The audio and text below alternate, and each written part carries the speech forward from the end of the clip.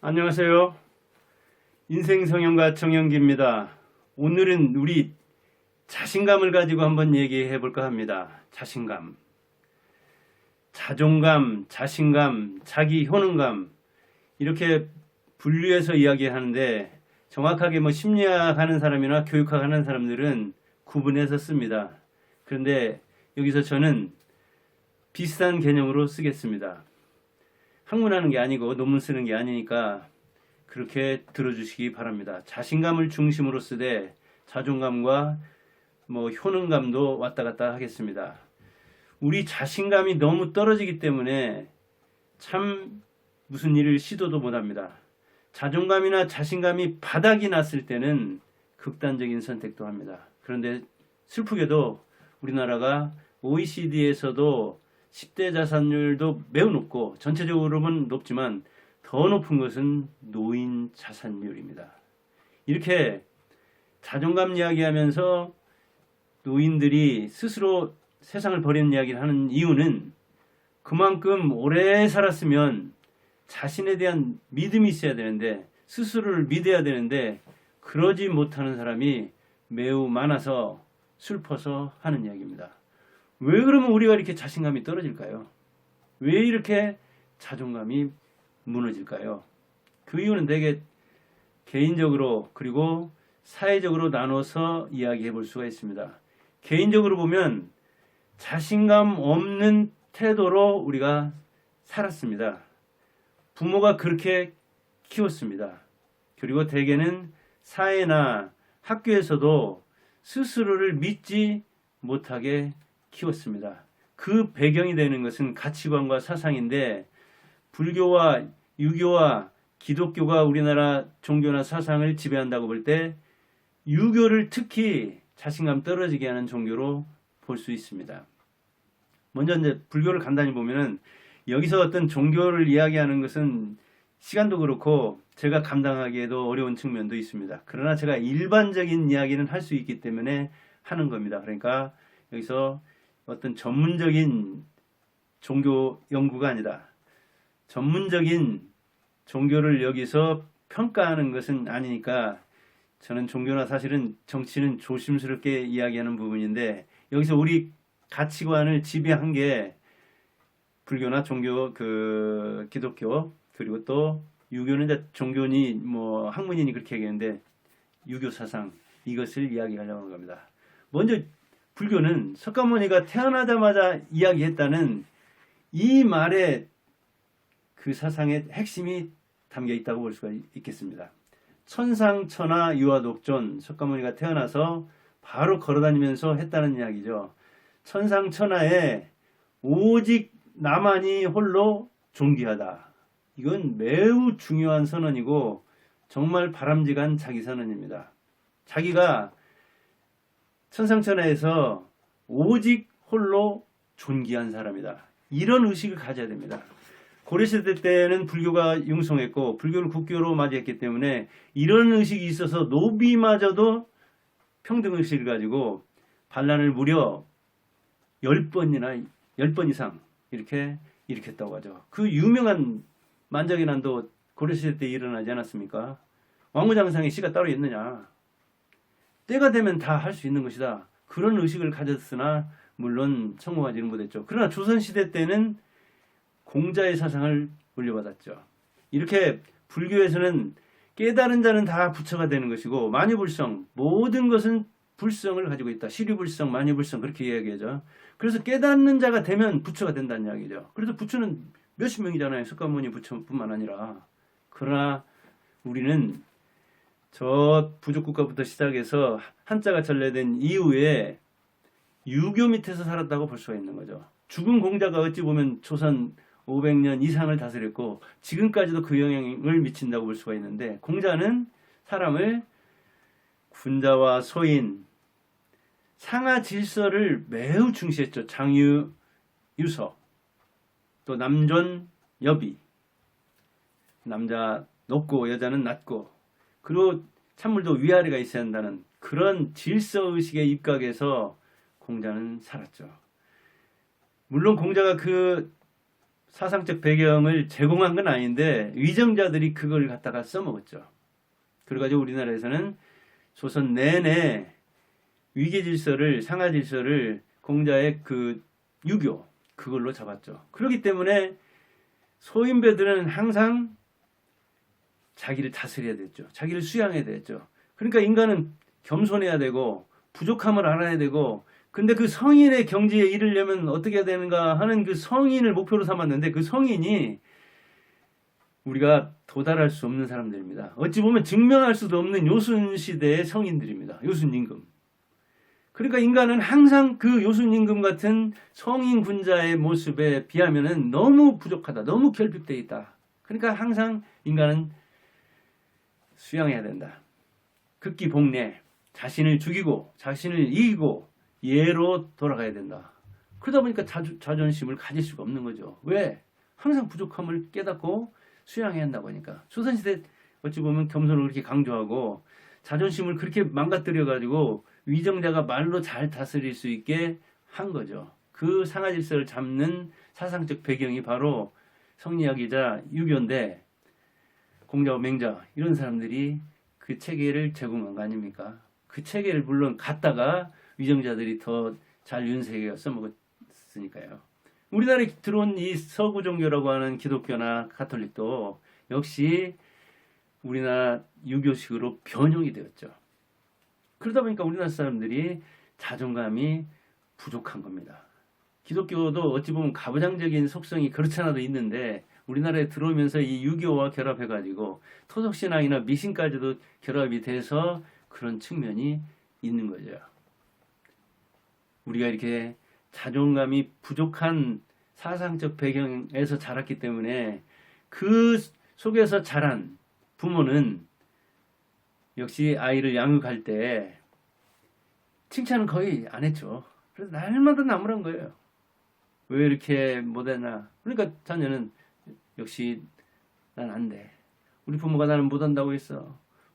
밥 하나 남자답게 못 먹고, 그리고 산하 대장부가 태어나가지고 16살이면은 뭔가 큰 일을 해야 되는데, 16살이면 우리나라 중학생 아닙니까? 고등학교 막 들어가고 그럴 나이 아니에요. 그 조선시대의 그런 시대적 배경하고 다르거든요. 그런데 조선시대 그 틀을 가지고 장부가 돼야 되는데, 그러면 그 기준을 맞추면 살아남을 사람 별로 없는 거죠. 근데 가정에서 그런 식으로 자녀를 이렇게 미흡하게 본 거죠. 그래서 넌 안 돼. 잘하라고 물론 한 거죠. 선의를 가지고 한 것이긴 하지만, 그렇게 자녀를 낮게 보고 미흡하게 보고 이 결손이 많은 그런 아이로 봤기 때문에, 시원찮게 봤기 때문에 그런 속에서 난 안 돼 하고 위축이 된 거죠. 자신을 못 믿게 된 거죠. 내가 나를 못 믿는데 누가 나를 믿겠습니까? 내가 나를 안 된다고 하는데 누가 된다고 믿겠습니까? 이 경쟁사에, 거기에서는 누군가를 위축시켜야 되고 누군가를 눌러야 되고 누군가를 이겨야 되는데, 그러다 보니까 우리가 그렇게 자신감을 잃은 겁니다. 가정에서 클 때 부모한테 긍정적인 영향을 못 받았죠. 학교에 가서도 역시 교사에게 칭찬받지 못했죠. 그리고 사회에서, 직장에서 상사에게, 선배에게 항상 짓눌려 살았잖아요. 그러다 보니까 자존감이 떨어지고 자신을 믿지 못하는 겁니다. 그럼 어떻게 할까요? 이게 이제 개인적으로 집에서 부모한테도 존중을 못 받았지. 그리고 사회적으로 그 유교적 배경에서 항상 아래에 있는 사람은 나이가 벼슬이요, 직위가 벼슬이요, 자신을 믿지 못하도록 돼 있는데, 그럼 어떻게 할까요, 이거를? 예, 방법 없죠. 남을 바꿔서는 안 되죠. 그러니까 자신이 할 수 있는 방법을 내야 되죠. 그 방법은 있죠. 타인을 용서하는 겁니다. 가장 처절한 보복은 용서라고 하잖아요. 그 사람이 무엇을 잘못했는가도 몰라요. 왜? 그 사람은 우리 부모마저도 되게 그런 그 유교적 분위기에서 자랐기 때문에 그렇게 양육을 한 거죠. 그러니까 용서를 한 겁니다. 우리 부모도 그때 태어나서 그런 가치관과 사상 속에서 자랐기 때문에 자녀에게 용기를 준다는 게, 자녀를 잘 키운다는 게 오히려 자녀를 기죽게 하고 주눅들게 하고 자존감을 상실하게 만들었다는 것을 우리 자녀들이, 여러분들이 지금 뭐 30대가 됐든 50대가 됐든 용서를 하는 겁니다. 지금 살아계신 부모든 돌아가신 부모든 그렇게 하면 되잖아요. 그리고 타인을 인정하는 겁니다. 우리 그 가장 스트레스 받는 게 뭡니까? 사촌이 돈을 사는 거라고 하잖아요. 왜 하필이면 사촌이에요? 형제면 좀 밥이라도 몇 그릇 얻어먹을 수 있지만 사촌은 그것도 아니잖아요. 그러나 이 추석 되고 명절 되고 그럼 만나잖아요. 비슷한 환경에서 자란 사촌이 잘 나갈 때 배 아픈 이유가 그겁니다. 그리고 또 배 아픈 사람이 그 같은 이 동네에서 비슷한 환경에서 자란 역시 친구잖아요. 부자는 누굽니까? 동서보다 조금 더 잘 사는 사람이잖아요. 우리는 또 그렇게 비교를 통해서 자기를 업신여기고 자기 자신감을 떨어뜨린 측면이 있잖아요. 그 사람도 인정하는 겁니다. 그래요. 사촌한테 밥을 사면서 어떻게 사촌 형은 그렇게 돈도 장만하고 건물주, 조물주의 건물주인데 그렇게 조물주보다 높은 건물주가 됐냐고 또 물어보는 거예요. 잘된 친구한테도 역시 그렇게 인정하려면 그 굉장히 힘든 겁니다.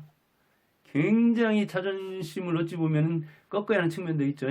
진짜 그런데 그런 사람을 인정하고 그런 사람한테 한 수 배우려고 하는 사람이 자존감이 높은 사람이거든요. 인정하는 겁니다. 우리나라 사람 참 인정 안 하려고 하는데 그 인정 안 하려고 하는 이유 중에 하나는 자존감이 무너지고 자기가 비참해지니까 그런 측면이 있는 거거든요. 근데 그럴 거 없잖아요. 저는 유튜브 보면서 젊은 사람들 인정합니다. 인정할 부분은. 그리고 이제 제가 더다 이렇게 하다 보니까 또 평가가 되더라고요. 40대라도 인정할 사람은 인정하는 겁니다. 어떤 영역에서는 제가 20대, 30대인 제 자녀보다도 못하는 부분이 많거든요. 그럼 인정하는 겁니다. 제가 이게 유튜브 뭐 운영하면서도 편집할 때 우리 안 사람이 또 도와주고 그러는데 인정하는 겁니다. 그렇게 고달플 거 없어요. 그렇게 자존심 상할 거 없다고요. 그리고 자, 잘못된 어떤 사회적 배경에서, 사회문화적 배경에서 우리를 잘못 양육한 사람에 대해서 원한 갖지 않고 용서한다고 했어요. 그게 부모가 됐든 스승이 됐든 교사가 됐든 상사가 됐든. 그 다음에 잘난 사람, 성공한 사람 또 인정한다고 했어요. 그럼 나 또 비참해지냐고 그러잖아요. 나도 또 인정하는 거죠. 저도 사실 이렇게 60대 유튜브 시작한 것만 해도 저는 괜찮게 생각합니다. 그리고 60대 중에서도 이제 시작해가지고 몇 번 올리고서 포기한 사람보다는 또 낫잖아요. 그리고 제가 정형기인데 정형기라는 동명이인을 유튜브 하면서 가장 많이 만났습니다. 제가 지금 나이로 62세인데 62세 살도록 이렇게 정형기라는 이름이 똑같은 사람이 이렇게 많다는 것을 유튜브 하면서 알았다니까요. 유튜버 중에 정형기라는 이름 가진 사람이 무려 한 30명 안팎이더라고요. 놀랐어요, 진짜. 근데 제가 이제 출발했는데 저보다 100명 넘는 사람이 하나 있더라고요. 근데 저는 두어 달 만에 뭐 이게 60명 안팎이잖아요. 그러니까 2등 했잖아요. 그 사람은 아마 지금 한 8개월인가 된 것 같더라고요. 근데 저는 이제 3개월째잖아요. 그러니까 그런 대로 그냥 괜찮아요. 뭐 우열을 나눠가지고 제가 뭐 줄을 세워가지고 그러려고 아닙니다. 이렇게 그냥 진짜 이 좁은 곳이지만 또 자기 의미를 두자면 자기를 긍정하자면 긍정할 요인이 있잖아요. 그렇게 생각하는 거예요. 남들이 다 잊어버리고 그런 적이 있는가 기억하는, 저는 다 기억해요, 그걸. 왜? 동네에서는 뭐 어땠고, 또 제가 시골 학교에서 다니면서는 거기서 어땠고 하는 그것을 다 기억해요. 왜 그래요, 우리가? 자존감을 보존하려고 하는 거예요. 사카의 이야기처럼 유아독전. 그래, 나 잘났다. 나 괜찮아. 나 존중할 만한 사람이야. 아니, 스스로 존중을 내가 해야지. 그래야 남도 존중하지. 그러려고 우리가 다 내는 영리에서 자기가 그 잘 나갈 때 이야기를 다 기억하고 있는 겁니다. 그렇다고 왕년에 어땠는데, 옛날에 어땠는데 그 이야기만 오면 누가 알아줘요. 그래, 늙었다고잖아요. 진짜 그래요. 20대인데도 뭐 옛날에 어땠는데, 20대인데도 여행 갔다 온 몇 년 전 이야기 하는데 저는 그러면 늙었다고 봅니다. 60대라도 저 높은 곳을 향해서 저 미래를 향해서 내일을 향해서 오늘보다 더 나아야지. 그런다면 70대 80대라도 저는 청년이라고 봐요. 젊다고 보거든요. 그렇게 생각하면 되잖아요. 오늘보다 나아진다. 나는 내가 비록 60대 70대지만 지금이라도 시작한다. 그러면 되잖아요. 그게 자기 긍정인 거예요. 그리고 작은 어떤 그 성공을 돌아보면서 이 꼰대처럼 옛날 이야기하고 자녀한테, 젊은 사람들한테 꼰대짓 안 하고 자기 어떤 그 성공 체험, 옛날 사소한 거, 하찮은 것이긴 하지만 그래도 괜찮게 했을 때 그때를 생각하면서 앞으로 또 나가는 거죠. 그런 성공 체험을 그리고 앞으로 나아가면서 쌓는 거죠.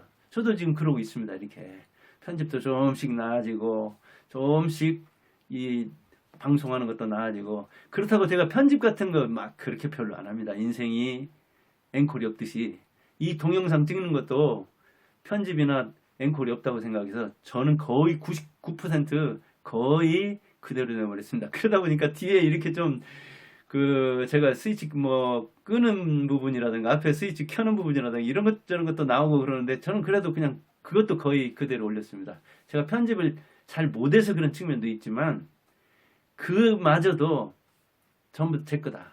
그리고 제가 편집 기술이 좀 떨어지면 그것마저 그대로 보냄으로써 오히려 자연스럽다. 그리고 제가 더 하나씩 배워가면서 하면 되는 것이지 어떻게 완벽하게 시작할 수가 있겠느냐. 그런 차원에서 그렇게 하는 겁니다. 왜 그렇게? 제가 블로그나 뭐 홈페이지나 팟캐스트나 여러 가지 해봤잖아요. 여러 가지 해보고 저도 실패 경험이 아주 많지만 그래도 성공한 것도 꽤 있습니다.